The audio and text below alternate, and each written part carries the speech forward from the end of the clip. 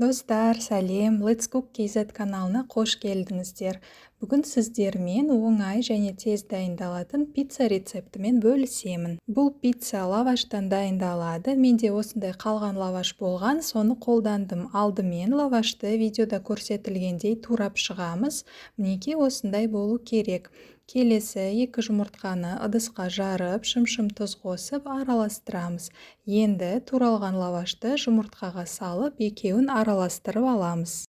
Қызып тұрған табаға кішкене сұйық май құйып, жаңағы салманы саламыз. Және де мінекей осылай шанышқынның көмегімен тегістеп шығамыз. Енді пиццаға үйде не бар, соны қоса береміз. Мен үкіштен өткізілген ірімшік қостым, сосын менде саңырауқұлақ болған, соны қостым, шұжық қостым және де қызанақ қостым. Қызанақ міндетті түрде қосыңыздар. Енді қақпағын жауып, ең баяу отта шамамен 10 минуттай пісіреміз. Мінекей достар, пицца дайын, қазір кесіп көрсетемін. Дәмі енді керемет, өте оңай және тез жасалады.